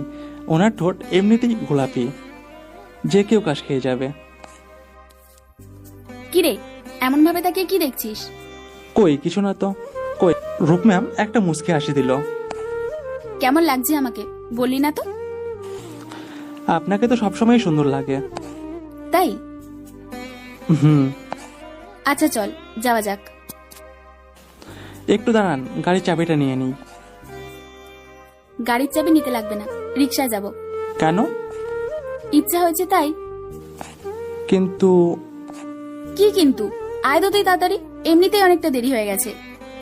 দুজনে বেরিয়ে আসলাম, রাস্তায় দাঁড়িয়ে আছি রিক্সার জন্য। কি ব্যাপারটা কি? একটাও রিক্সা নেই কেন? সেই জন্যই তো বললাম গাড়িটা নিয়ে আসি। ম্যাম, এখনো সময় আছে, আমি বাসায় গিয়ে গাড়িটা নিয়ে আসি। চুপ কর তো, একদম কথা বলবি না। রিক্সায় গেলে কি সমস্যা? না, কোনো সমস্যা নেই। তাহলে কি আমার সাথে রিক্সায় যেতে চাস না, তাই তো? না, সেটা না। তাহলে একদম চুপ করে থাক। একটু পর একটা রিক্সা আসলো, রূপ ম্যাম উঠে বসলো। কি হলো? ওঠ। আমিও উঠে বসলাম। রূপ ম্যাম একদিকে চেপে বসেছে, নিজের দিকে অনেক জায়গা থাকতেও আমার দিকে চেপে বসে আছে। ওইভাবেই শপিং মলে পৌঁছালাম, ভাড়াটা আমিই দিলাম। ভিতরে গিয়ে অনেক কিছু কিনলাম, সব রূপ ম্যামই পছন্দ করে দিয়েছে। বিল দেওয়ার সময় টাকাটা বার করতে যাব, ঠিক তখনই দাঁড়া, বিলটা আমি দিচ্ছি। কিন্তু এগুলো তো আমার জন্য কিনেছি, আপনি কেন টাকা দেবেন? নিজের টাকা নিজের কাছেই রাখ। কিন্তু আমি। কোনো কিন্তু নয়। আর তুই কেন টাকা দিবি সেটা বল। কারণ কাপড়গুলো তো আমার, তাই না? আচ্ছা, এগুলো পছন্দ করেছে কে? আপনি পছন্দ করেছেন। কিনবে কে তাহলে? আমি কিনবো কাপড়গুলো, কারণ কাপড়গুলো তো আমার। বেশি কথা বললে না দাঁত ভেঙে দেবো, চুপচাপ থাক একদম। কি আর করার, রূপ ম্যাম বিলটা দিল। চল কিছু খেয়ে নিয়ে বাসায় যাব। চলুন, কিন্তু টাকা আমি দেব। আচ্ছা বাবা দিস, এখন তো চল। আমি আর রূপ ম্যাম একটা কফি শপে গেলাম। উনি কফির অর্ডার দিলেন আর আমি চায়ের। আচ্ছা, আপনি একটু এখানে বসেন, আমি একটু ফোনে রিচার্জ করে আসি। আমি বাইরে আসলাম, আঙ্কেলের জন্য একটা শার্ট কিনলাম। আসার সময় একটা এন্টিকের দোকান থেকে একজোড়া পায়েল দেখলাম, খুব পছন্দ হলো। কি যেন মনে হলো, পায়েল জোড়া কিনে ফেললাম। তারপর সেগুলো গাড়িতে রেখে কফি শপে আসলাম। এতক্ষণ লাগে? এই তো একটু লেট হয়ে গেল আর কি। চল যাওয়া যাক। চলেন। তারপর বাসায় চলে আসলাম। একটু পর আঙ্কেল বাসায় আসলেন, শার্টটা নিয়ে আঙ্কেলের কাছে গেলাম। আঙ্কেল, দেখেন তো এটা কেমন হয়েছে? খুব ভালো চয়েস আছে বলতে হবে তোমার। এটা কিনলে আজকে? এটা আপনার জন্য। আমার জন্য কেনার দরকার কি ছিল? অত কিছু বুঝি না, আপনি এটা নেবেন আর কাল এটা পরবেন। আচ্ছা ঠিক আছে, রূপা এটা উপরে রেখে দেয় তো। সেটা না হয় যাচ্ছি, কিন্তু আমার গিফট কই? আঙ্কেলের জন্য গিফট কেনার তাই আপনারটা তো নেওয়ার কথা ভুলেই গেছি। রূপ ম্যাম কিছু আর না বলে সোজা ওপরে চলে গেল। রাগ করেছে মেয়েটা। আপনি বসেন, আমি রাগ ভাঙায় আসছি। উপরে উঠলাম, গিয়ে দেখি রূপ ম্যাম নিজের রুমে নেই, হয়তো ছাদে আছে। ছাদে গিয়ে দেখি ছাদে রেলিং ধরে দাঁড়িয়ে আছে। কি করেন এখানে? আঙ্কেল ডাকছে নিচে খাওয়ার জন্য। এখন খাবো না, খেয়ে নে তোরা। রাগ করেছেন? আমি পায়েল জোড়া রূপ ম্যামের মুখের সামনে ধরলাম, দেখুন তো পছন্দ হয়েছে কিনা। রূপ ম্যাম পায়েলগুলো হাতে নিয়ে দেখতে লাগলো, তারপর হঠাৎ করে আমাকে জড়িয়ে ধরে বলল, খুব পছন্দ হয়েছে। এবার তো ছাড়ুন। নে পরিয়ে দে। আমি পরিয়ে দেব? আর কি আছে এখানে? আমি পারবো না বাবা। তাহলে নিয়ে যা তোর পায়েল, নেব না আমি। আচ্ছা আচ্ছা, দিচ্ছি। আমি হাঁটু গেড়ে বসলাম, পাটা দিন। রূপ ম্যাম নিচের পা আমার পায়ের উপরে রাখলেন, এক এক করে পায়েল জোড়া পরিয়ে দিলাম। রূপ ম্যাম বাচ্চাদের মতো পায়েলগুলো বাজিয়ে বাজিয়ে দেখছেন, দেখে খুব হাসি পাচ্ছিল আমার। এবার তোর গিফটের পালা। আমার গিফট? চোখ বন্ধ কর। চোখ বন্ধ করার কি দরকার? করতে বলছি তো, কর না। আমি চোখ বন্ধ করলাম। রূপ ম্যাম আমার কাছে আসলেন, তখন চোখটা খুললাম। রূপ ম্যাম আমার একদম কাছে চলে এসেছেন, তারপর আমার হাত দুটো নিয়ে নিজেকে জড়িয়ে নিলেন। আমার হাত পা তো পুরো কাঁপতে লাগলো। কি হলো, কাঁপছিস কেন? তখন রূপ ম্যাম আমার গালে আলতো করে নিজের ঠোঁট বসিয়ে দিলেন। আমার শরীর মনে হয় পুরো অবশ হয়ে গেছে। কিছুক্ষণ পর ছেড়ে দিলেন। আমি চুপচাপ দাঁড়িয়ে আছি। আরো গিফট নিবি নাকি এটাতেই হবে? তখনও চুপচাপ দাঁড়িয়ে আছি, কোনো কথা বলতে পারছি না। আচ্ছা নিচে আয়, আমি খাবারের ব্যবস্থা করতে বলি। রূপ ম্যাম নিচে চলে গেলেন, আমি ওখানেই দাঁড়িয়ে আছি। কি হলো কিছুই বুঝতে পারলাম না। তারপর নিচে চলে আসলাম। খাওয়ার সময় রূপ ম্যাম শুধু আমার দিকে তাকিয়ে মুসকে মুসকে হাসছে। রূপা, পায়েল কোথায় পেলি? রাহুল দিল। ও, দেখলি তাহলে, শুধু শুধু ওর ওপর রাগ করেছিলি। ও একাই গিফট দিয়েছে নাকি? আমিও গিফট দিয়েছি। কি গিফট দিলি? সেটা তোমার না জানলেও চলবে। রাতে খেয়ে ঘুমিয়ে পড়লাম। সকালে ঘুম থেকে উঠে ফ্রেশ হয়ে নিচে আসলাম। নাস্তা করে রূপ ম্যামকে নিয়ে বেরিয়ে পড়লাম। আমাকে কেমন লাগছে? আপনাকে শুধু একটা কথাই বলবো যে আপনার রূপের তুলনা করার যোগ্যতা আমার নেই। এটা ভালো বললি না খারাপ বললি? আপনার যেটা মনে হয়। তারপর ভার্সিটিতে আসলাম, রূপ ম্যামকে নামিয়ে দিলাম। কাল রাতের ব্যাপারটা এখন স্বপ্নের মতো লাগছে। হঠাৎ করে কে যেন হাতটা টেনে ধরলো। পিছনে তাকিয়ে দেখি ঈশিতা আপু। তুমি ভালো করেই জানো আমি তোমাকে ভালোবাসি, তারপরেও তুমি আমার সাথে এমনটা কেন করছো? দেখেন আপু, আমি আপনাকে ভালোবাসি না, আর আমাকে ভালোবেসে নিজের জীবনটা নষ্ট করবেন না। আমি অত কিছু বুঝি না, আমাকে ভালোবাসতে হবে। কে রে তুই যে তোকে ভালোবাসতে হবে? পিছন থেকে কথাটা বলল রূপ ম্যাম। শোন, আমি তোকে কিছু বলছি না কারণ তুই আমার ফ্রেন্ড হোস, কিন্তু রাহুলকে পাওয়ার কথা মাথা থেকে ঝেড়ে ফেলে দে। রূপ, তুই কেন বুঝছিস না? আমি অত কিছু বুঝি না। আমার প্রিয় জিনিস কেউ কেড়ে নিতে চাইলে আমি তাকে ছেড়ে কথা বলবো না। আর তুই আমাকে কিন্তু ভালো করেই চিনিস, তাই যেটা বলছি সেটা শোন, ওকে ভুলে যা। প্রিয় জিনিস মানে? কিছুই তো বুঝলাম না। তোকে অত বুঝতে হবে না, যা বোঝার ও বুঝে গেছে। তুই কলেজে যা আর তাড়াতাড়ি আসবি। আমি ওখান থেকে চলে আসলাম। এখন কলেজে আসলাম। কলেজে এসে মিশুর সাথে দেখা করলাম, একসাথে ক্লাস করে আসলাম। মিশুর বাসা ভার্সিটির ওখানেই। ভার্সিটির সামনে দাঁড়িয়ে ওর সাথে কথা বলছি। রূপ ম্যাম এখনো আসেনি, তাই একটু পর দেখছি সবাই বেরিয়ে আসছে। আমি মিশুর থেকে বিদায় নিয়ে গাড়ির কাছে গেলাম। একটু পর রূপ ম্যাম আসলো। মেয়েটা কে? গার্লফ্রেন্ড? কোনটা? যার সাথে গেটের সামনে কথা বলছিলি? না না, গার্লফ্রেন্ড হতে যাবে কেন? না হওয়াটাই ভালো। আর অন্য মেয়েদের সাথে যেন কথা বলতে না দেখি, ওসব আমার কিন্তু ভালো লাগে না একদম। কেন বলুন তো? কি জন্য? কেন? এসব জানার দরকার নেই, শুধু যেটা বলবো ওটা শুনবি। আমি মাথা নাড়িয়ে শুধুমাত্র হ্যাঁ বললাম। তারপর বাসায় আসলাম। একসাথে খাওয়া দাওয়া করে অফিস গেলাম। অফিসের কাজ শেষ করে বাসায় আসলাম। রাত 12টা বেজে গেছে। হঠাৎই ফোনটা বেজে উঠলো। দেখি রূপ ম্যাম ফোন করেছে। ফোনটা ধরার সাথে সাথে ওপাশ থেকে বলল, ছাদে আই। ছাদে গেলাম। রূপ ম্যাম দোলনায় বসে আছে। আমাকে ডাকলেন? আয়। জি বলুন। বস তো এখানে। না ঠিক আছে, আপনি বলুন। বসতে বলছি তো। আমি সাইডে বসে পড়লাম। ঠান্ডা লাগছে? না ঠিক আছে। বুঝেছি। রূপ ম্যাম আমার দিকে চেপে আসলেন আর আমাকে চাদরের ভিতরে নিয়ে নিল। আমি কি বলবো বুঝেই উঠতে পারছি না। তারপর ফোনটা অন করলো। তারপর একটা ছেলের ছবি বার করলো। দেখ তো ছেলেটা কেমন। ভালোই দেখতে। আপনার বয়ফ্রেন্ড বুঝি? না, আজ আমাকে ভার্সিটিতে প্রপোজ করেছে। রাজি হয়ে যান, আপনার সাথে কিন্তু ভালোই মানাবে। জুতো দিয়ে পেটাবো কুত্তা একটা। যা বাবা, আমি আবার কি বললাম? আচ্ছা বাদ দে, আমাকে কেমন লাগে? আপনি সুন্দরী, কিন্তু অনেকটাই রাগী। তবে সেটা আপনার রূপের সাথে ঠিকই মানিয়ে যায়। যে কোনো কারো ক্রাশ হওয়ার যোগ্য আপনি। আর তোর? আমারটা না জানাই থাক। জানিস আজ আমার জন্মদিন। আগে বলবেন না, শুভ জন্মদিন। জানিস আমি যখন ছোট ছিলাম তখন আমার মা মারা যায়। তারপর থেকে জন্মদিন তেমন পালন করি না। জন্মদিনে আব্বুর কাছে কিছু চাওয়ার আগেই পেয়ে যেতাম। প্রথমবার তোর কাছে কিছু চাইবো, দিবি? বলেন, আমার সামর্থ্য থাকলে অবশ্যই দেব। ভালোবাসবি আমাকে? রূপ ম্যামের কথা শুনে কি বলবো বুঝে উঠতে পারছি না। কি হলো, পারবি না আমাকে ভালোবাসতে? দেখুন ম্যাম, এটা কোনোভাবেই সম্ভব না।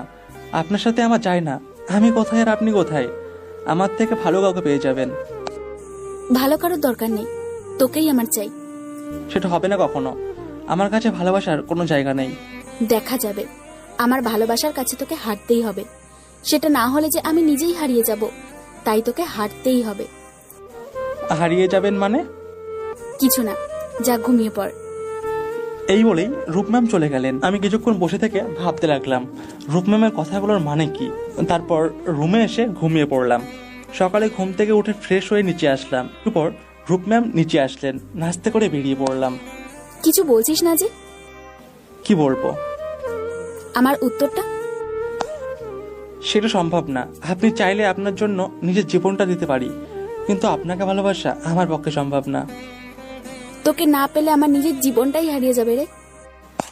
কিছু বললেন? না, চল। রূপ ম্যামকে ভার্সিটিতে নামিয়ে দিলাম। সাবধানে যাবি আর তাড়াতাড়ি আসবি। কোনো মেয়ের সাথে যেন কথা বলতে না দেখি। ঠিক আছে। আসার সময় ঈশিতা আপুকে দেখলাম, মুখটা গোমড়া করে বসে আছে। কলেজে এসে ক্লাস করলাম, ভার্সিটির দিকে আসবো, ঠিক তখনই মিশুর ডাক। দুজনে গল্প করতে করতে আসলাম। ভার্সিটি থেকে বাইরে আসলাম, দূর থেকে দেখলাম রূপ ম্যাম গাড়ি নিয়ে দাঁড়িয়ে আছে। আমি গাড়ির সামনে গেলাম। চলেন যাওয়া যাক। এক্ষুনি যাব না। আমার তো আবার অফিস যেতে হবে। আমি আব্বুকে ফোন করে বলে দিয়েছি আজ তুই আমার সাথে থাকবি। তা কি করবেন এখন? এখন তুই আমাকে গাড়ি চালানো শেখাবি। আচ্ছা চলেন, তাই শিখিয়ে দিচ্ছি। ভার্সিটির মাঠে গাড়িটা নিয়ে গেলাম। রূপ ম্যামকে ড্রাইভার সিটে দিয়ে আমি পাশের সিটে বসলাম। আমি যেটা বলছি রূপ ম্যাম তার উল্টোটা করছেন। আরে বাবা, হচ্ছে না তো। তুই আগে দেখিয়ে দে। আমি ড্রাইভার সিটে যেতে লাগলাম, তখন রূপ ম্যাম গালে আলতো করে একটা পাপ্পে দিলেন। দেখুন, এটা কিন্তু ঠিক হলো না। কোনটা ঠিক আর কোনটা বেঠিক সেটা আমি বুঝবো, তুই শুধু শিখিয়ে দে। কি মেয়ে রে বাবা, কিছু বলাও যাবে না? আমি ড্রাইভার সিটে বসে একবার দেখিয়ে দিলাম। এবার পারবেন তো? দাঁড়া একটু। রূপ ম্যাম পাশের সিট থেকে উঠে আমার কোলে বসে পড়লেন। আরে আরে, এটা কি করছেন? আরে এভাবে দেখিয়ে দিবি, তাহলে সুবিধা হবে। মাথায় কি কোনো বুদ্ধি নেই নাকি তোর? তারপর রূপ ম্যাম আমার হাত দুটো দিয়ে নিজেকে জড়িয়ে নিলেন। আরে বাবা, এটা কি করছেন? আরে সিট বেল্ট, সুরক্ষার জন্য। তারপর রূপ ম্যাম গাড়ি চালাতে লাগলেন। আমি ওনাকে দেখাই দিতে লাগলাম কেমন করে গাড়ি চালাতে হয়। রূপ ম্যামের শরীরের ঘ্রাণটা কেমন যেন পাগল করে দিচ্ছে। কোনোদিনও কোনো মেয়ের এতটা কাছে কখনো যায়নি। রূপ ম্যাম খুব ভালোই গাড়ি চালাচ্ছেন। আমি হাত দুটো ছাড়িয়ে নিয়ে যাব, ঠিক তখনই হাত সরাবি না, জড়িয়ে ধরে থাক। আমার পা ব্যথা করছে। কেন পা ব্যথা করছে কেন? আপনি কতক্ষণ ধরে বসে আছেন? রূপ ম্যাম গাড়িটা থামালো, মুখটা আমার দিকে ঘোরালো। তুই কি কোনোভাবে বলতে চাইছিস আমি মোটা? আরে আমি কখন বললাম যে আপনি মোটা? তাহলে বললি যে পায়ে ব্যথা করছে। কেন? একটা মানুষ অনেকক্ষণ ধরে কারোর কোলে বসে থাকলে তার তো পা ব্যথা করবে, তাই না? অত কিছু বুঝি না, গাড়ি কেমন চালালাম সেটা বল। ভালো, আর কিছুদিন শিখলে তবে ভালো চালাতে পারবেন। আমার খুব খিদে পেয়েছে। চলেন বাসায় গিয়ে কিছু খাবো এখন। না, এখন বাসায় যাব না। তাহলে কই যাবেন? আগে রেস্টুরেন্টে যাব, খাওয়া দাওয়া করে তারপর একটা জায়গায় ঘুরতে যাব। ঠিক আছে চলুন। রেস্টুরেন্টে গেলাম, দুজনে খাওয়া দাওয়া করলাম, তারপর গাড়ি নিয়ে বেরিয়ে পড়লাম। রূপ ম্যাম রাস্তা দেখিয়ে দিচ্ছেন। অনেকক্ষণ গাড়ি চালানোর পর একটা জায়গায় আসলাম, সামনেই নদী। সূর্য শেষ আকাশে তখন সূর্যের আলো নদীর জলে পড়েছে। পাখিরা নিজের ঠিকানায় পাড়ি জমাচ্ছে। ছোট বাচ্চারা নদীর কিনারে খেলা করছে, দেখতেও খুব ভালো লাগছে। রূপ ম্যাম গাড়ির সামনে উঠে বসলেন। উপরে আয়। না, আপনি থাকেন। আসতে বলছি না। গাড়ির সামনে বসে আছে দুজনেই, সূর্য অস্ত যাচ্ছে সেটা দেখছি। মনটা খুব ভালো লাগছে।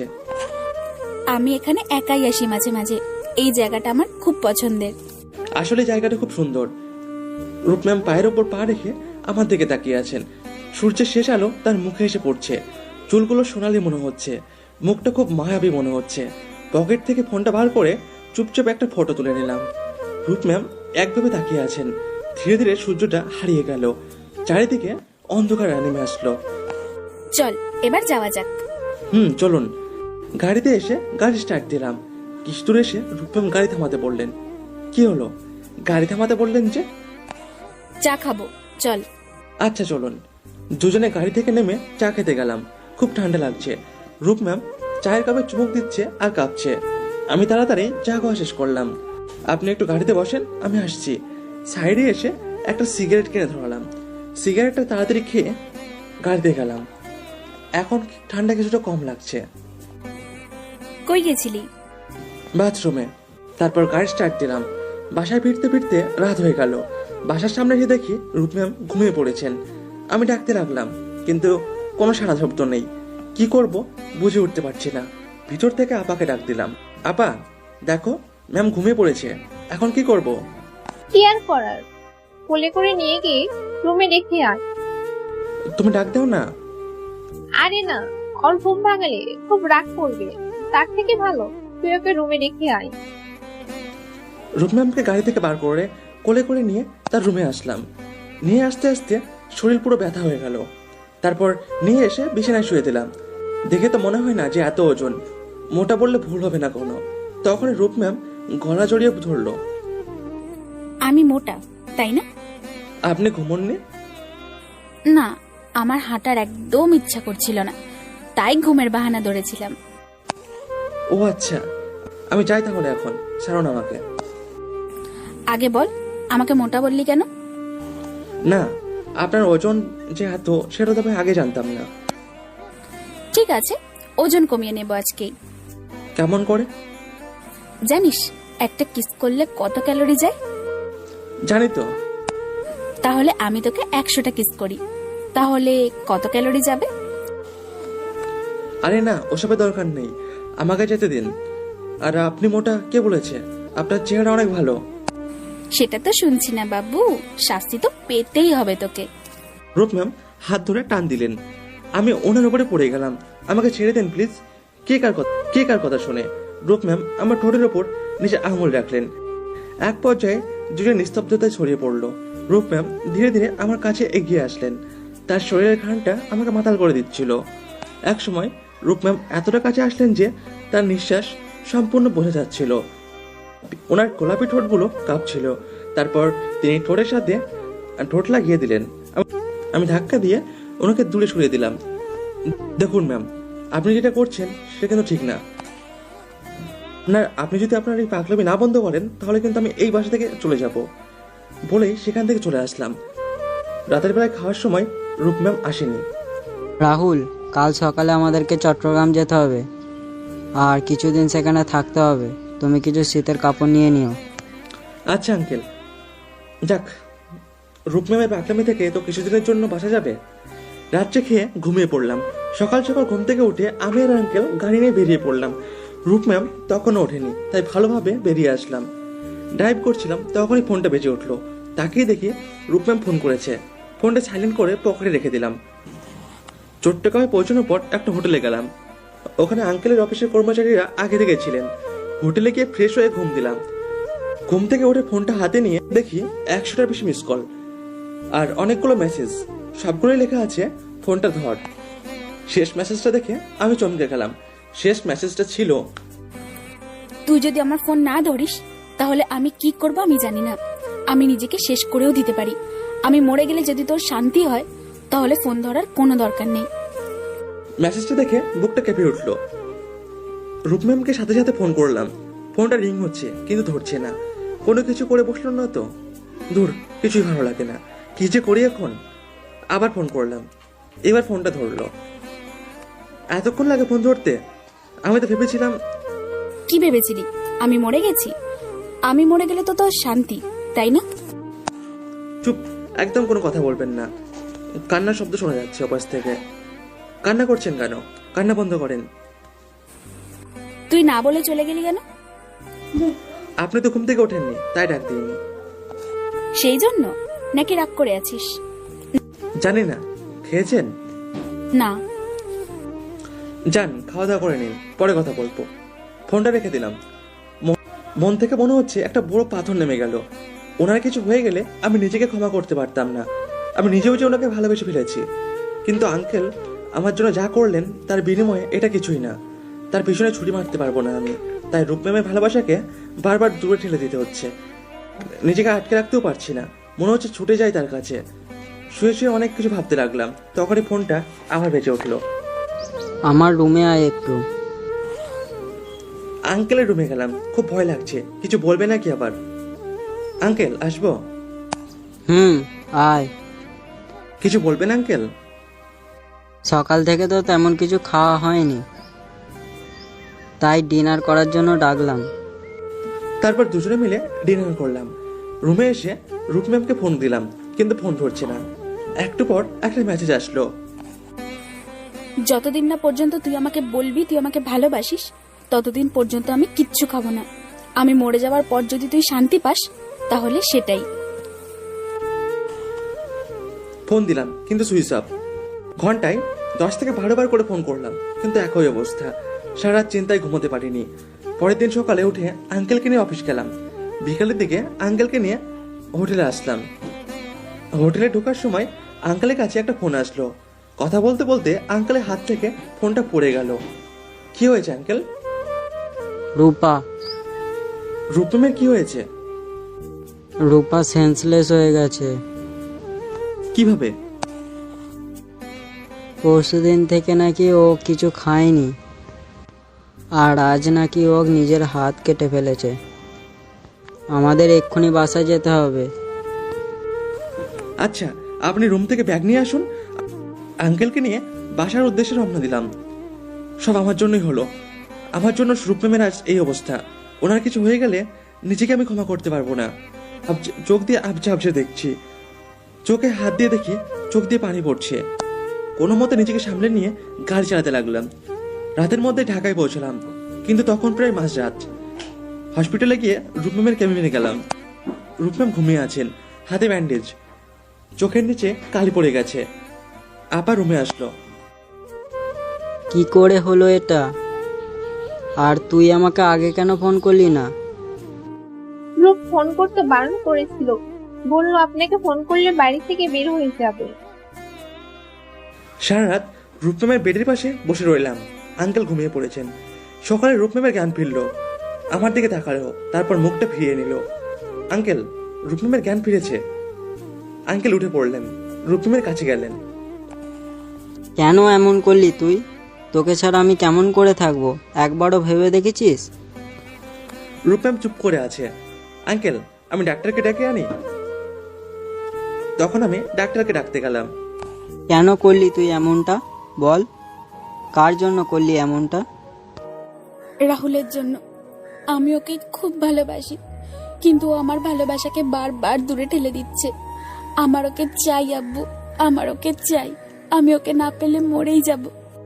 ও তোমার সাথে বিশ্বাসঘাতকতা করবে না দেখে আমার সাথে এমনটা করছে। আমি আর পারছি না, তুমি কিছু করো আব্বু, না হলে যে আমি ওকে ছাড়া আর থাকতে পারবো না। আমি দেখছি। আমি ডাক্তারকে ডাক দিয়ে কেবিনের দিকে যাচ্ছি, ঠিক তখনই আঙ্কেল বেরিয়ে আসলেন। রাহুল, একটু সাইডে আসো।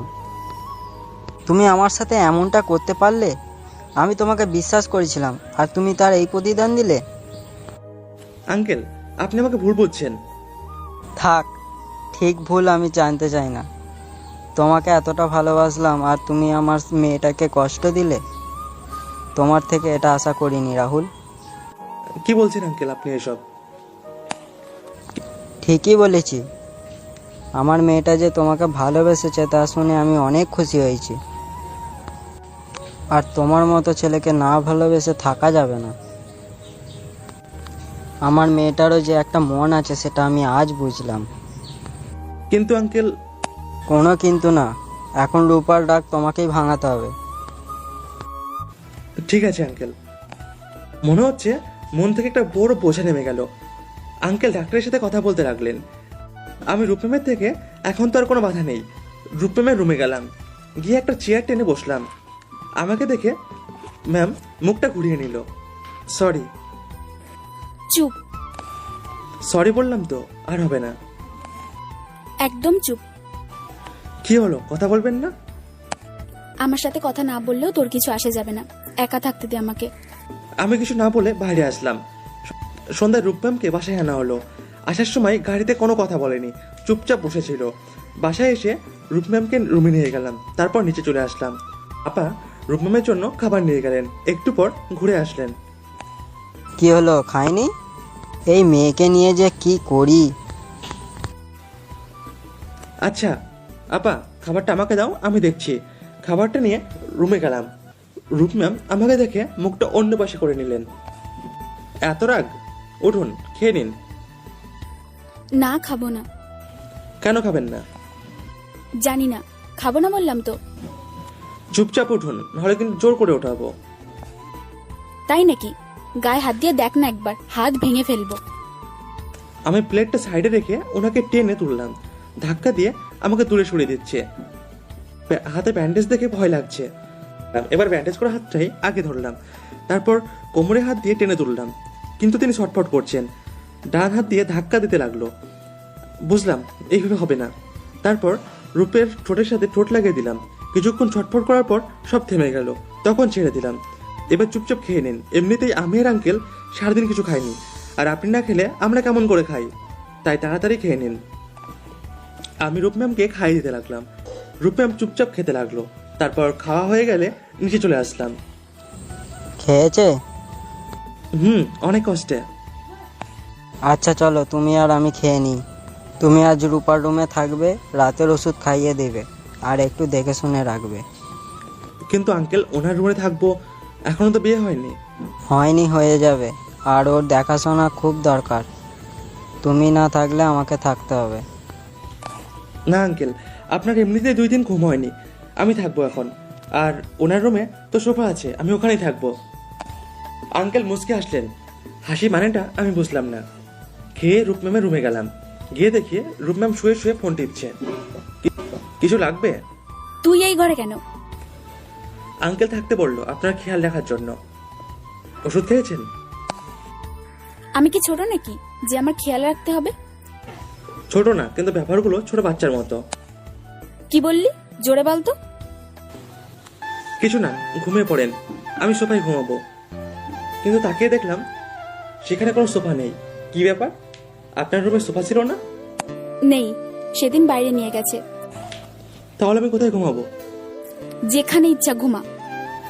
আমি রুমে গেলাম, একটা বালিশ নিয়ে এসে লাইটটা অফ করে সাইডে শুয়ে পড়লাম।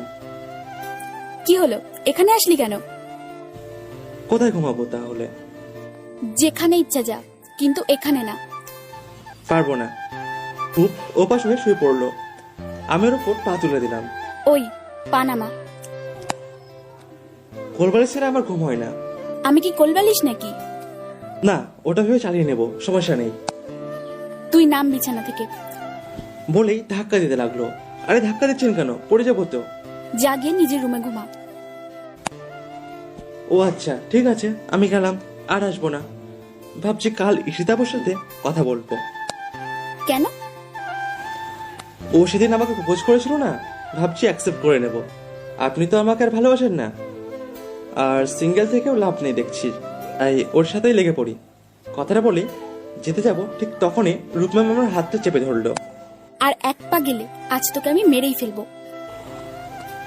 আপনি তো আমাকে ভালোবাসেন না। চুপ। আচ্ছা আমি গেলাম। চুপচাপ শুয়ে পড়। তাহলে আমাকে জড়িয়ে ধরে ঘুমাতে দিতে হবে। চুপ। আমি রূপম্যামকে জড়িয়ে ধরে শুয়ে পড়লাম। শুনুন না। ঘুমোতে দিবি হ্যাঁ কি না? বলছে কি ভালোবাসি। কাকে? ঈশিতা আপুকে। কি? আপনাকে। আমি ভালোবাসি না। কতদিন আর রাগ করে থাকবেন, মাফ করে দিন। একটা শর্তে মাফ করতে পারি। কি শর্ত? তাহলে বল, আমাকে আর কোনোদিন কষ্ট দিবি না? রাজি। এখন একটা পাপ্পি দেন। পারবো না। আমি নিজেই নিয়ে নিচ্ছি। এই বলেই ঠোঁটের সাথে ঠোঁট লাগিয়ে দিলাম। কিছুক্ষণ পর ছেড়ে দিলাম। দুজনে হাঁপাতে লাগলাম। তারপর রূপ ম্যাম আমার বুকে মাথা রাখলো। খুব ভালোবাসি রে তোকে, নিজের থেকে অনেক বেশি ভালোবাসি তোকে। আমিও রূপ ম্যামকে জড়িয়ে ধরে ঘুমিয়ে পড়লাম। অবশেষে মিলে গেল দুটি মন। শেষ হলো তাদের ভালোবাসার গল্প।